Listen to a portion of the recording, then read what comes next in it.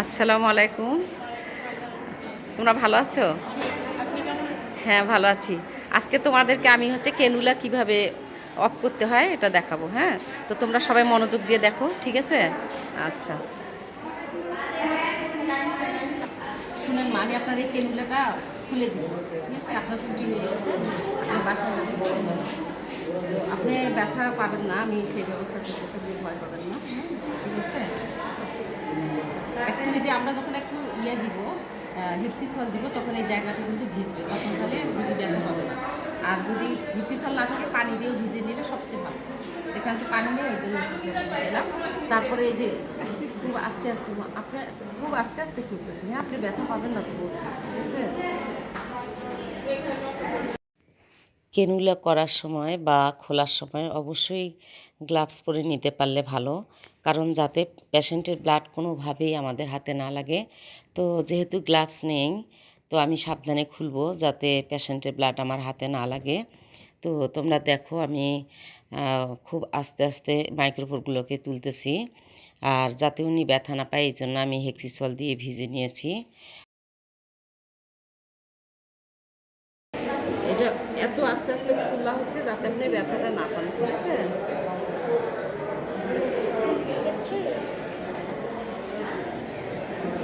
একটু আস্তে দেখুন, এই যে এইভাবে চাপ দিয়ে দিয়ে যাতে লোমের ইরিটেশনগুলো না লাগে, রুগী বেশি ব্যথা না পায়। হ্যাঁ, এরকম করে চাপ দিয়ে দিয়ে খুলতে হবে। এই যে বাবা হয়ে গেছে।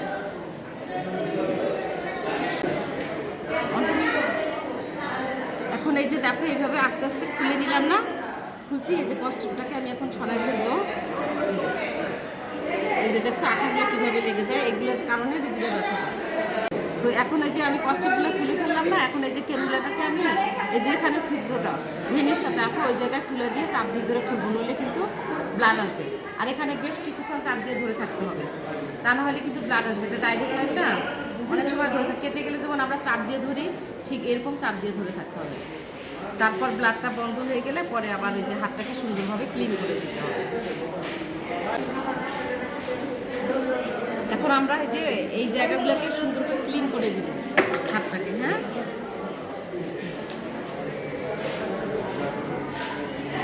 বাবা আপনি ব্যথা পাইছেন?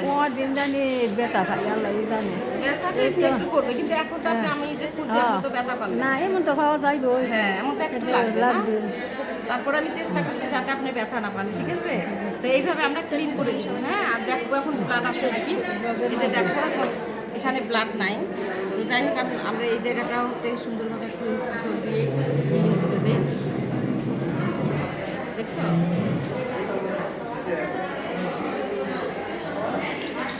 আমরা আরেকটু এক্সারসাইজ একটা তুলে নিয়ে এই যে ক্লিন করে দিচ্ছি। দাঁড়ান, আপনি হাত নাড়ান না বাবা, এই কষ্টটা লেগে গেছে।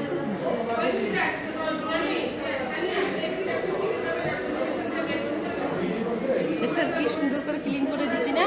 তোমরা সবসময় কেনুলা খুলে এভাবে কিন্তু পেশেন্টকে ক্লিন করে দেবে। এখন কিন্তু কোনো ব্লাড আসছে না। আর আমরা যে ছেড়ে দিই রুগীর হাতে, রুগীরা কী করবে, একটু পরে তুলাটা ছেড়ে দিবে, দিলে প্রচুর ব্লাড আসবে। ব্লাড এটা ডাইরেক্ট লাইন, ব্লাড এসে কিন্তু অনেক সময় রক্ত কমে যেতে পারে শরীর থেকে। হ্যাঁ, ব্লাড বের হলে কী হবে, শরীরে রক্ত কমে যাবে, আর রুগীরও সমস্যা ধরে এনিমিক হয়ে যাবে। তো সেই হিসাবে মানে এটা ক্লিয়ার করে দিতে হবে, ঠিক আছে? এখন আপনি কিছুক্ষণ এমনি একটু ধরে থাকেন, পরে ছেড়ে দিলে আর সমস্যা হবে না, আর ব্লাড আসতেছে না, ঠিক আছে? ঠিক আছে জি ম্যাম। পেশেন্ট ব্যথা পাইলে কেমন হবে, তাই না? পেশেন্ট কষ্ট হবে, তোমার উপর মন খারাপ হবে, তোমার সেবায় সন্তুষ্ট হবে না। এই জন্য যাতে পেশেন্ট কোনোভাবে ব্যথা না পায়, তোমাকে সেটাই করতে হবে, ঠিক আছে? আর তুমি যে কেনুলাটা করতেছো সেটা কিন্তু পেশেন্টকে বলে নিতে হবে, কারণ তুমি অনুমতি নিতে হবে। অনুমতি নিতে হবে। পেশেন্ট তো বিরক্ত হতে পারে তুমি যদি না বলো, ঠিক আছে? তাহলে তোমরা সবসময় এভাবে করবে কাজটা। জি ম্যাম। তো তোমরা বুঝতে পারছো কিভাবে কেনুলা করতে হয়, বুঝছো? তাহলে তোমরা ঠিক এভাবেই খুলবা, ঠিক আছে? আচ্ছা, তাহলে আজকের মতো শেষ, ঠিক আছে? তোমরা ভালো থেকো। আচ্ছা, আল্লাহ হাফেজ।